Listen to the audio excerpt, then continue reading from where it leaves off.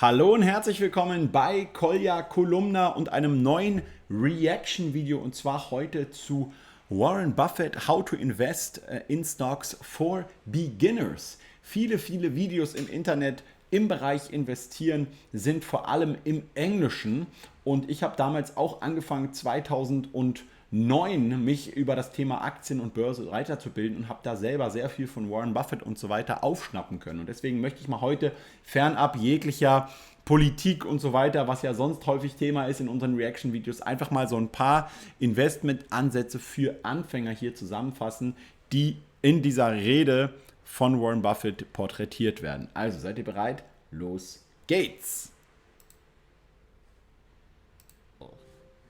Japanese companies earn very low returns on equity, and they have a bunch of businesses that earn 4, 5, 6% on equity, and it's very hard to earn a lot as an investor when the business you're in doesn't earn very much money. Now some people do it. In fact, I've got a friend, Walter Schloss, who worked with Graham at the same time I did, and it was the first way I went at stocks, to buy stocks selling way below working capital, very cheap quantitative stocks. I call it the cigar butt approach to investing. Is that you walk down the street and you look around for a cigar butt someplace, and you see one, and it's soggy and kind of repulsive, but there's one puff left in it. So you pick it up, and the puff is free. I mean, it's a cigar butt stock. I mean, you get one free puff out of it, and then you throw it away and you walk down the street and try and find another one. I mean, it's not elegant, but it works. You know, if you're looking for a free puff, it works. Those are low return businesses, but Also was er hier am Anfang sagt, ist ein ganz zentraler Punkt, nämlich Return on Equity. Equity ist ja das Eigenkapital, was in einer Aktiengesellschaft halt einerseits in Form von Stammkapital zu Beginn, als die Aktiengesellschaft zum ersten Mal Aktien ausgegeben hat, aber natürlich auch in Bezug auf die Gewinne und Gewinnrücklagen und so weiter integriert ist.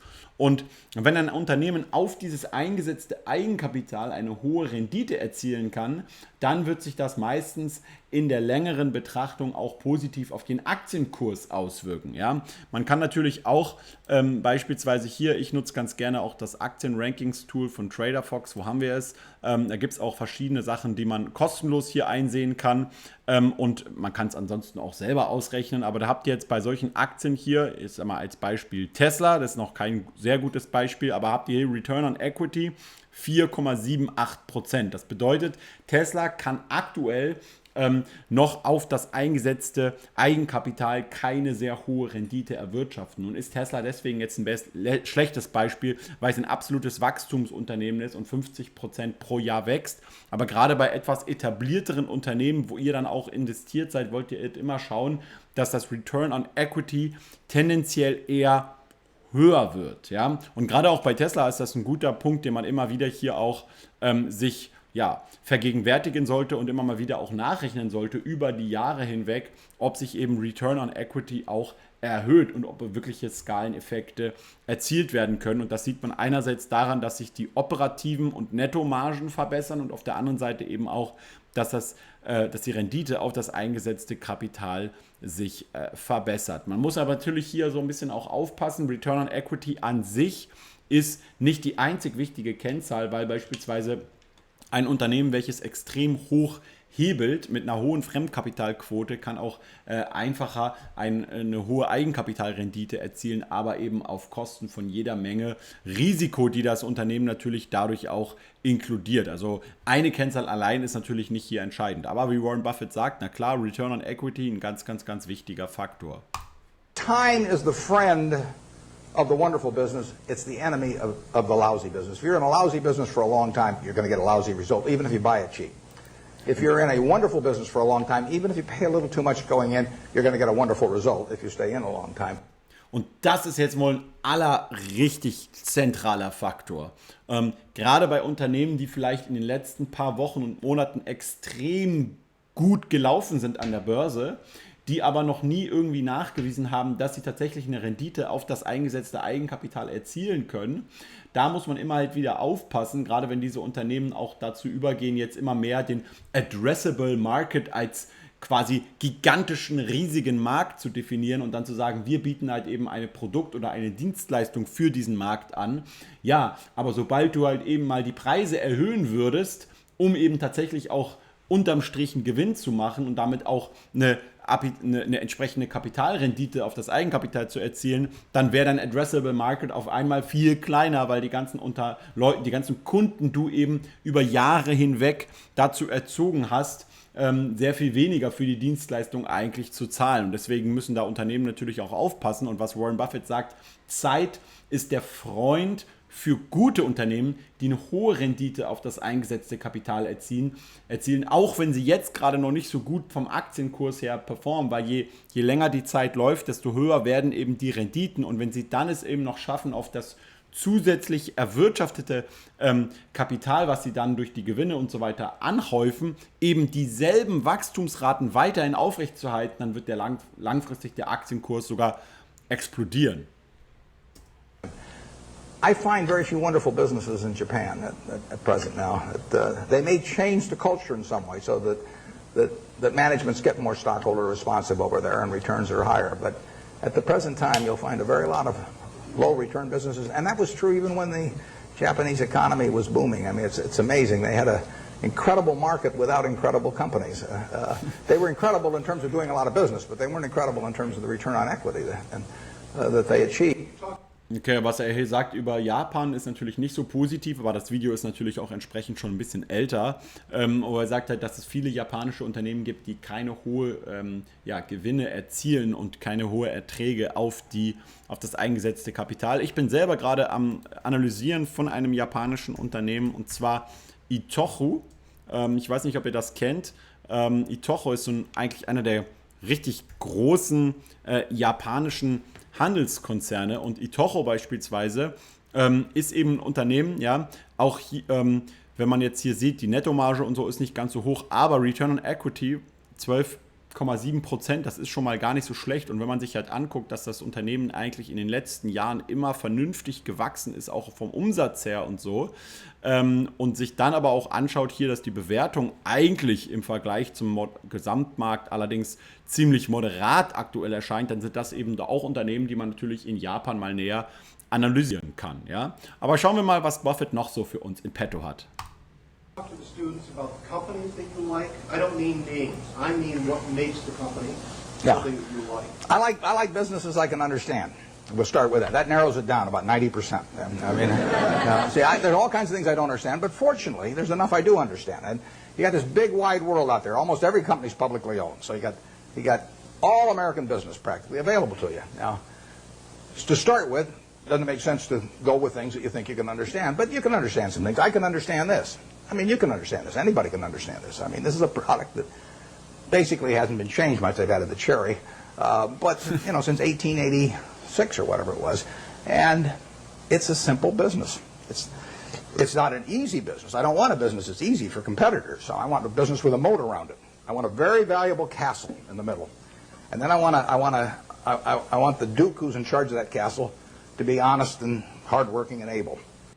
Okay, also was Warren Buffett hier ganz klar als erstes sagt, dass schon mal 90% der Aktien für ihn bei einem aktiven Investmentansatz rausfallen. Natürlich muss man als Anfänger erstmal überhaupt definieren, okay, möchte ich jetzt auch neben ETF-Investments beispielsweise, wo ich ja all diese aktiven Anlageentscheidungen eher nicht treffe, möchte ich überhaupt auch Aktien in einzelner Form nehmen und in diese investieren. Und da sagt er vollkommen richtig, konzentriere dich einfach auf die, wo du die Geschäftsmodelle dahinter gut nachvollziehen und verstehen kannst. Und das schaffst du eben nur, indem du regelmäßig dich auch über das Unternehmen und seine ganzen fundamentalen Daten, das Management und so weiter informierst und tatsächlich auch dadurch siehst, was passiert eigentlich in diesem eigentlichen Unternehmen. Dann nimmt der Coca-Cola als Beispiel und sagt, okay, das ist kein einfaches Unternehmen. Das heißt, es ist nicht so leicht, es einfach nachzumachen, was Coca-Cola macht, aber es ist sehr simpel, um es zu verstehen. Und deswegen ist er hier seit Jahrzehnten auch investiert, und er sagt, dass das Rezept sich seit 1886 nicht großartig viel verändert hat, außer dass ab und zu eine Kirsche dazu kommt. Genau, und spricht hier eigentlich sehr positiv über Coca-Cola. And then I want a big moat around the castle. And that moat can be Und various spricht hier things. über den Moat, also den Burggraben. In a business like our auto insurance business at Geico is low cost. I mean, people have to buy auto insurance. So everybody's going to have one auto insurance policy per car, basically, or per driver. And I can't sell them 20, but they have to buy one. What are they going to buy it on? They're going to buy it on based on service and cost. Most people will assume the service is fair. So, wenn du jetzt hier zum Beispiel guckst, ne, bei Coca-Cola, das ist jetzt ein Unternehmen, was zum Beispiel in den letzten Jahren jetzt nicht mehr wirklich extrem groß gewachsen ist oder so, aber schaut euch halt die Rendite auf das eingesetzte Kapital an von den Aktionären, die ist halt extrem hoch und das ist wahrscheinlich auch weiterhin einer der Gründe, warum Buffett hier weiterhin investiert bleibt als Dividendeninvestor an dieser Stelle, weil er halt einfach jedes Jahr eine sehr, sehr, sehr gute Rendite auf sein eingesetztes Kapital von Coca-Cola erzielt. Ja. Fairly identical among companies or close enough. So they're going to do it on cost. So I got to be the low-cost producer. That's my moat. To the extent my costs get further lower than the other guy, I've thrown a couple of sharks into the moat. You know, but all the time, if you've got a wonderful castle, there are people out there who are going to try and attack it and take it away from you. And I want a castle that I can understand, but I want a castle with a moat around it. 30 years ago. Okay, also er sagt, es ist nicht nur wichtig, dass man einen Burggraben hat, also das Unternehmen, beziehungsweise dass die gute Kapitalrendite erzielen und ein gutes Management haben, sondern dass sie eben auch einen Burggraben haben um dieses Unternehmen. Und was er damit sagt, ist zum Beispiel Coca-Cola aufgrund der hervorragenden Distribution, ja, in jedes Restaurant der Welt und auf der anderen Seite auch durch diese Markenbekanntheit hat natürlich Coca-Cola einen ziemlichen Burggraben gegenüber anderen Wettbewerbern. Und das ist übrigens, meine Damen und Herren, meiner Meinung nach auch einer der Burggräben, die beispielsweise schon der Bitcoin hat, in Form von Kryptowährungen, was jetzt andere und neue Coins und so weiter angeht. Ja, man hört immer wieder, oh, warum investierst du in den Bitcoin? Da gibt es jetzt schon irgendwelche anderen neuen, die das alles viel besser können und machen und so. Aber die kennt einfach bisher noch niemand. Und Bitcoin ist einfach so jetzt gemessen an der gesamten Marktkapitalisierung und Bekanntheit der Brand einfach schon viel bekannter als viele andere Kryptowährungen und wird deswegen meiner Meinung nach auch in Zukunft noch eine zentrale Rolle hier spielen. Das heißt, es ist nicht nur wichtig, ein gutes Unternehmen zu haben, wie Buffett sagt, mit einem soliden Management, sondern eben, dass du auch in irgendeiner Art und Weise einen Burggraben um dieses Unternehmen hast, damit die Konkurrenz es nicht so leicht angreifen kann, weil dann schwindet natürlich auch die Rendite auf das eingesetzte Kapital. Und er sagt bei Geico zum Beispiel, einem Autoversicherungsunternehmen aus den USA, was ein Teil seiner Investmentgesellschaft ist, aber nicht an der Börse handelbar ist, dass deren Burggraben ist beispielsweise, dass sie immer die niedrigsten Kosten anbieten können in ihrem Marktsegment und dass dadurch halt immer es sehr, sehr, sehr schwierig wird für die Wettbewerber in der Masse eben an Geico vorbeizuziehen, weil einfach die Leute natürlich immer gucken, okay, wo kann ich günstige Versicherungsprodukte für mein Auto und so weiter finden. Eastman Kodak's moat was just as wide as Coca-Cola's moat. I mean, if you were going to take a picture of your 6-month-old baby, and you're going to want to look at that picture 20 years from now, and you're going to look at it 50 years from now, and you're never going to get a chance. I mean, you're not a professional photographer so that you can evaluate what's going to look good 20 or 50 years ago. What is in your mind about that photography company is what counts, because they are promising you that the picture you take today is going to be terrific to look at 20 or 30 or 50 years from now about something that's very important to you, maybe your own child or whatever it may be. Well, Kodak had that in spades 30 years ago. They owned that. They had what I call share of mind. Forget about share of market, share of mind. They had something in everybody's mind around the country, around the world, with a little yellow box and everything, that said Kodak is the best. That's priceless. They've lost some of that. They haven't lost it all, and not due to George Fisher, who runs it. George is doing a great job. But they let that moat narrow. They let Fuji come and start narrowing the moat in various ways. They let them get into the Olympics and take away that special aspect that only Kodak was fit to photograph the Olympics. So.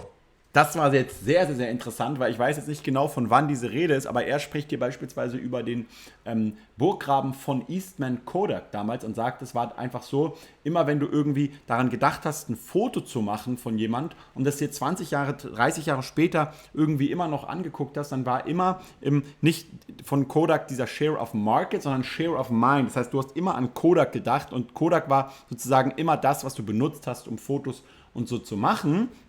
Also ähnlich wie man jetzt zum Beispiel sagt, wenn man ein Taschentuch oder so will, sagt man, hey, gib mal ein Tempo, oder? Du denkst schon gar nicht mehr irgendwie ans Taschentuch als Produkt, sondern schon an diesen Brandname. So stark ist dieser Tempo-Brand, wobei ich jetzt gar nicht weiß, ob der irgendwie in letzter Zeit auch nachgelassen hat. Aber dann sagt er, das ist das Interessante, dass dieser Burggraben von Kodak schmaler geworden ist, weil Fuji einfach mehr Marktanteile und so gewonnen hat. Und was er jetzt natürlich noch hier nicht sagt, weil er es noch gar nicht wissen konnte, und das aber auch interessant ist, dass eben nicht nur dein Burggraben verschwinden kann oder kleiner werden kann durch die Wettbewerber, sondern dass halt eben auch einfach der Bulldozer kommen kann und oder die Atombombe von mir aus kommen kann und einfach dein Schloss von oben einfach komplett wegfegt. Und dann bringt dir natürlich auch kein Burggraben was. Ja? Weil wenn natürlich die Leute heutzutage nur noch auf ihr Smartphone gucken und Instagram und so weiter verwenden, statt irgendwie die ganze Zeit Fotos zu machen und die dann noch irgendwie auszudrucken, klar, diesen Markt gibt es noch, aber der ist sehr klein, dann kann es immer noch sein, dass du einen Burggraben gegenüber deinen Wettbewerbern hast, dass dein Markt aber insgesamt einfach so klein geworden ist, dass der dir halt einfach gar nichts mehr nützt. Ja? Das heißt, dann will auch dein Burggraben keiner mehr angreifen, weil du einfach in dem Schloss nichts mehr hast, was großartig für den Markt interessant ist. Und das ist natürlich ein ganz, ganz, ganz wichtiger Faktor, den man immer auch berücksichtigen muss. Na? Fuji gets there and immediately in people's minds, Fuji becomes more and a parity with Kodak. You haven't seen that with Coke. Coke's moat is wider now than it was 30 years ago. You can't see the moat day by day, but every time the infrastructure gets built in some country that isn't yet profitable for Coke, but will be 20 years from now, the moat is widening a little bit. Things are all the time changing that moat in one direction or another. 10 years from now, you can see the difference. Our managers of the businesses we run, I've got one message to them, which is to widen the moat. And we want to throw crocodiles and sharks and everything else, gators, I guess, into the moat to keep away competitors. Ja, also wenn man sich aber so Coca-Cola jetzt beispielsweise mal anschaut vom Umsatz her, also rein von den Umsatzzahlen und so, ist halt eben das Wachstum jetzt immer schwieriger noch zu erreichen. Und klar, durch eine hohe Fremdkapitalquote und so weiter und durch Aktienrückkäufe kann auch Coca-Cola immer auch schaffen, auch den Gewinn eigentlich relativ stabil über die Jahre zu halten und jetzt in den letzten Jahren auch wieder sogar ein bisschen zu steigern.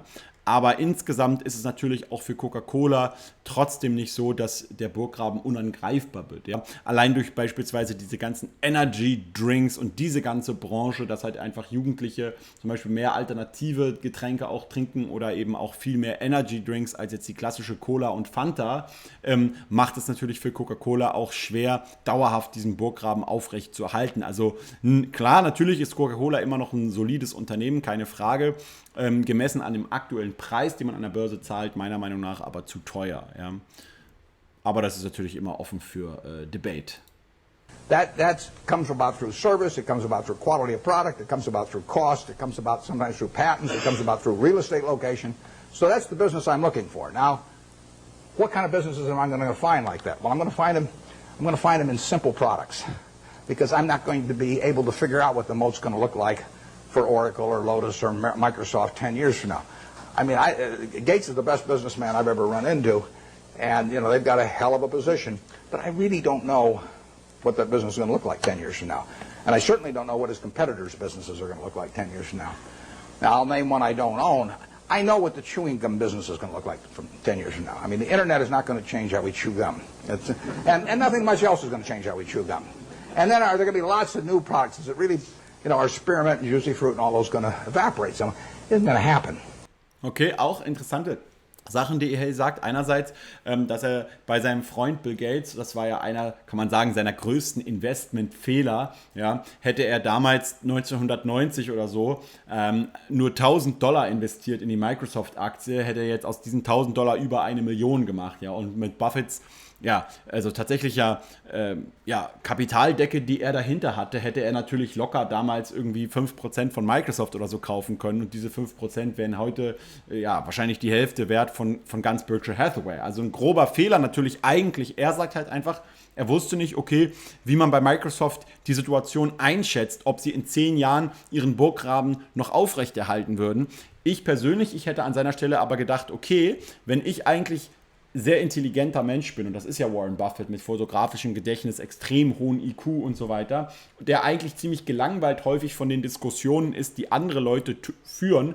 Wenn man dieses Buch The Snowball liest, da sind ziemlich viele so Anekdoten und auch so Hintergrundinformationen über Warren Buffett verarbeitet. Und wenn er dann auf einmal auf Bill Gates trifft und einfach sagt, okay, der Typ ist einfach mal so 10 Jahre vor allen anderen und ist einfach ein extremes Genie und baut hier eine sehr, sehr, sehr interessante Firma auf, dann würde ich jedenfalls an dieser Stelle auch sagen, auch wenn ich jetzt den Markt nicht so hundertprozentig verstehe, in dem dieser Mensch tätig ist, kann ich ja trotzdem dort investieren. Ja? Ich mache das halt eben damals bei Immobilien mit Kopf beispielsweise, da habe ich auch investiert und habe jetzt Anteile an der Firma Immobilien mit Kopf GmbH. Ja? Auch wenn ich jetzt das Immobilienbusiness an sich nicht wirklich verstehe gut, verstehe ich halt eben sehr gut, was die Menschen, die in dieser Firma arbeiten, für Leute sind. Ja? Und konnte so halt mein Investment in diese Firma sowas von vervielfachen mittlerweile, weil einfach die richtig gute Arbeit machen. Und deswegen sage ich immer, okay, wenn du gute Manager findest, wie er selber sagt, aber das Business selbst nicht zu 100% verstehst, dann ist es immer noch eine Vertrauenssache zu sagen, ich investiere hier trotzdem. Aber das muss man natürlich selber auch immer mit sich selber ausmachen. Und ein anderer Punkt ist der, tatsächlich hat das Internet, und zwar das Smartphone, auch die Art und Weise, wie wir Kaugummi kauen, verändert. Nämlich, dass wir, wenn wir irgendwo an der Kasse stehen, eben mehr auf unser Smartphone gucken. Und das bedeutet, dass wir an der Kasse halt nicht so häufig noch nach Kaugummi greifen. Das heißt, Warren Buffett hat sich hier geirrt. Die Internet oder das Smartphone hat sich doch ausgewirkt auf die Art und Weise, wie wir Kaugummi kauen. Oder besser, wie viel Kaugummi wir kauen. You give me $1 billion and tell me to go in the chewing gum business and try and make a real dent in Wrigley's, I can't do it. And that's the way I think about business. I say to myself, give me $1 billion and how much can I hurt the guy? Give me $10 billion. Give me $10 billion and how much can I hurt Coca-Cola around the world? I can't do it. Also man kann hier sagen, was Buffett da, ich meine, hinterher ist er eh immer schlauer, ja, und es soll jetzt hier nicht irgendwie so rüberkommen, als hätte ich es irgendwie besser gemacht damals, ja, also ihr wisst Bescheid. Aber das finde ich halt das Interessante, also er betrachtet diesen Burggraben hauptsächlich aus der Sicht von der Konkurrenz, die halt was Ähnliches machen und auf die Art und Weise versuchen, Kaugummi herzustellen wie irgendwie Wrigley's oder so. Aber was er halt hier nicht beachtet, ist, wie eben das Konsumentenverhalten durch neue Technologien sich so anpassen kann, dass eben einfach die Aufmerksamkeit dort, wo Kaugummi verkauft wird, eben nicht mehr so hoch ist. Und das ist halt eben ein wichtiger Punkt. Also wo ist die Aufmerksamkeit? Aber trotzdem, Punkt 3, ne, also Aktien oder Geschäftsmodelle zu verkaufen, die man möglichst gut versteht, ist natürlich eigentlich immer besser, als wenn man einfach irgendwas kauft, nur weil irgendwie Cloud oder KI oder so draufsteht. Ja. Well, those are good businesses. Now give me some money and tell me to hurt somebody in some other fields and I can figure out how to do it. So I want a simple business, easy to understand, great economics now, honest and able management. And then I can see about, in a general way, where they're going to be 10 years from now. And if I can't see where they're going to be 10 years from now, I don't want to buy it. Basically, I don't want to buy any stock where if they close the New York Stock Exchange tomorrow for 5 years, I won't be happy owning it. I buy a farm, and I don't get a quote on it for 5 years, and I'm happy if the farm does okay. Das ist auch ein sehr, sehr, sehr wichtiger und guter Punkt, finde ich, genau. Stell dir vor, du kaufst eine Aktie, egal welche, und am nächsten Tag macht die Börse überall zu. Du hast nicht mehr die Gelegenheit, gleich morgens irgendwie auf dein Handy zu gucken und irgendwie zu schauen, okay, wie sind der Aktienkurs jetzt von Lang und Schwarz? Ist er irgendwie gefallen? Ist er wieder gestiegen und so weiter?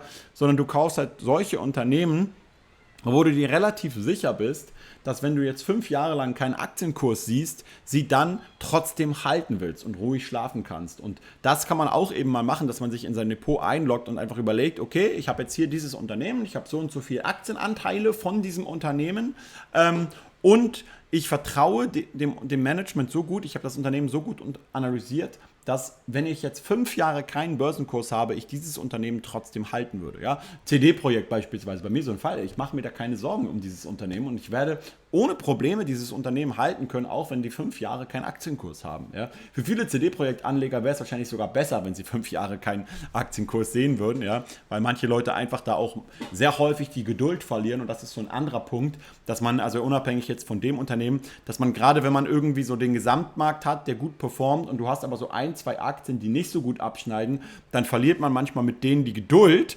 verkauft die, nur um dann die ganze Rendite, die in Zukunft kommt, weil all die ganze negative Stimmung schon eingepreist ist, dann wieder außen vor zu lassen. Und das ist halt eben einer der größten Fehler, die man machen kann, den ich auch damals mit meiner ersten Aktie mit Investieren gemacht habe, dass ich halt eben bei irgendwie 300-400% Rendite verkauft habe und hätte ich sie einfach gehalten bis heute, hätte ich jetzt eine Verhundertfachung ungefähr gehabt. Ja? Also deswegen diesen Fehler, einfach ein gutes Unternehmen zu früh zu verkaufen, den werde ich nie wieder machen.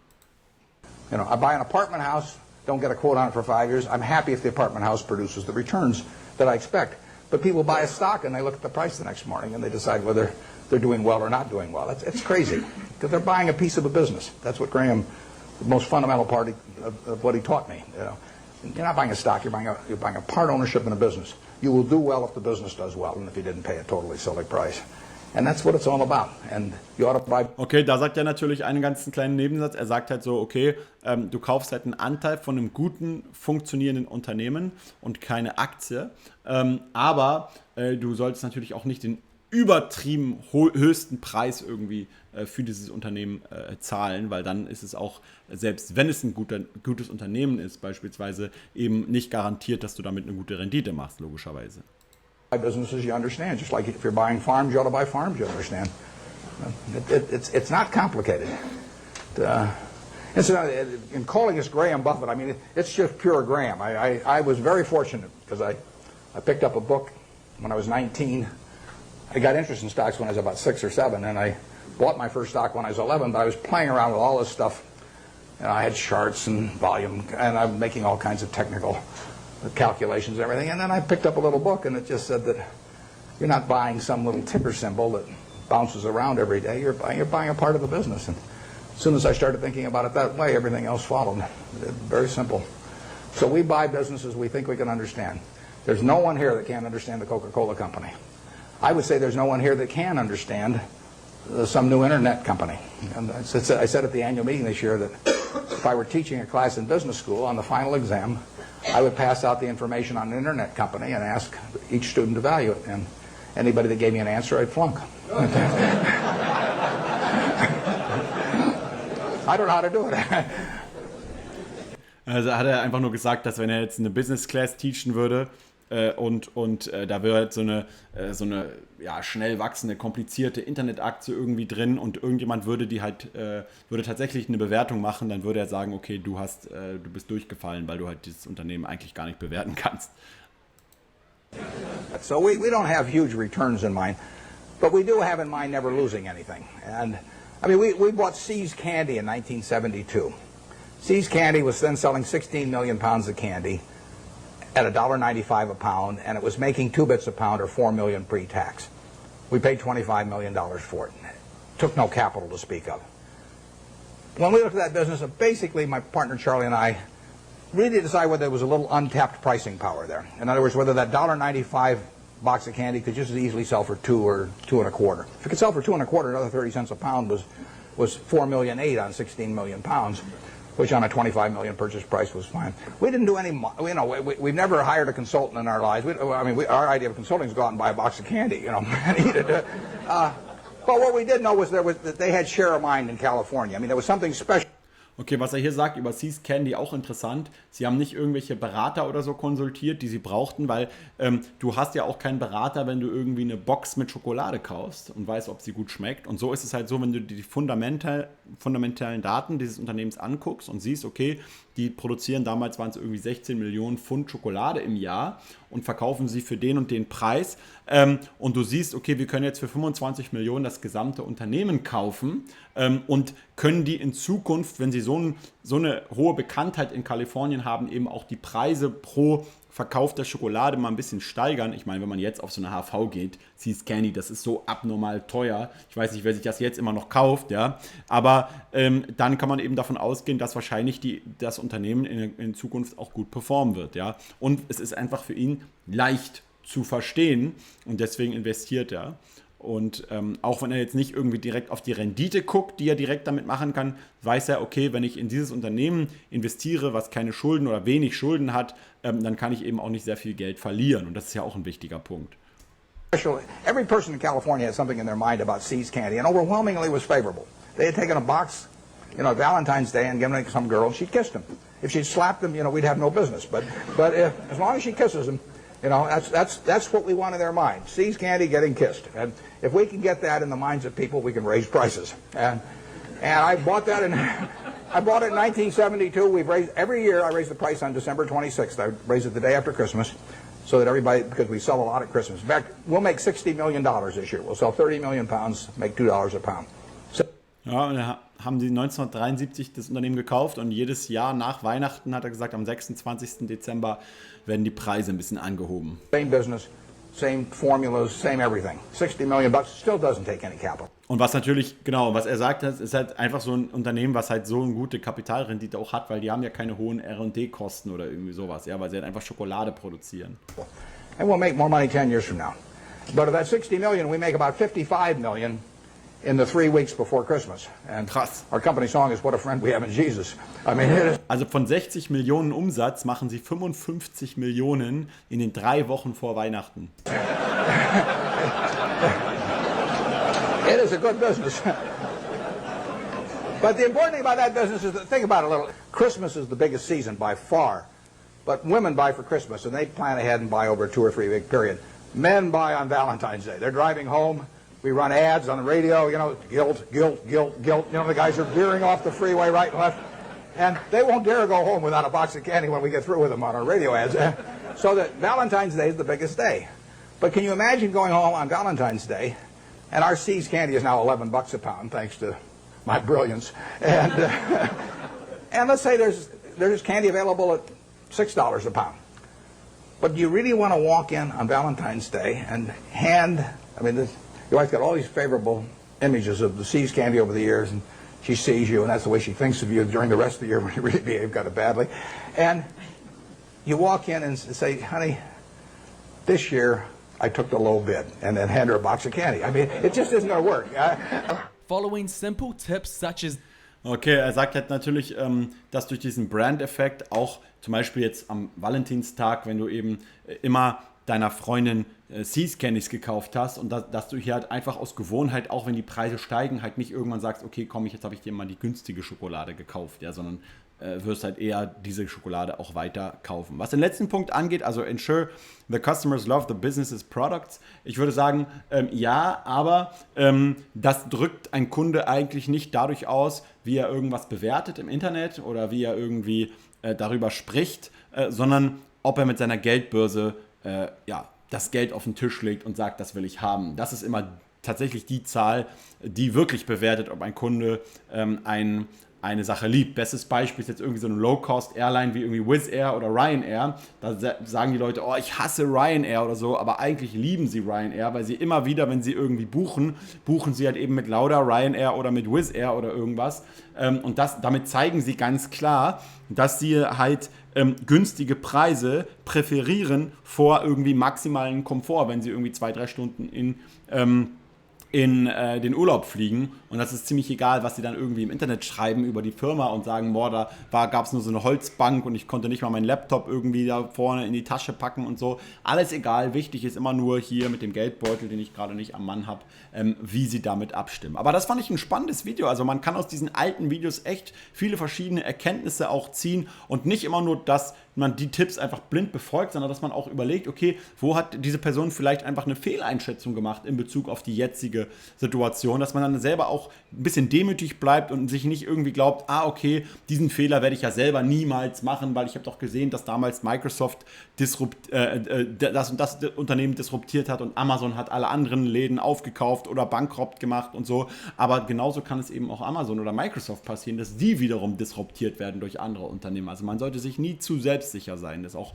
meine Erkenntnis aus diesem Video. Ja, das war's dann auch für heute. Lass mich gerne wissen, was du von der Reaction hältst. Wenn du als Anfänger selber auch noch nicht an der Börse einen Broker hast, um Aktien zu kaufen, empfehle ich dir den Smart Broker. Da kaufe ich unter anderem selber auch jeden Monat meine ETFs und auch ein paar Einzelaktien habe ich da auch schon. Aber ansonsten, würde es mich natürlich freuen, wenn du das Ganze, wenn du dir ein Depot eröffnest, über mich machst. Also hier unten drunter in der Infobox ist ein Link dazu. Es wird auch für dich dadurch nicht teurer oder so. Und jetzt würde ich mal sagen, wünsche ich dir noch einen schönen Tag. Und wir gehen jetzt gleich mal auch ein bisschen shoppen. Ciao, ciao!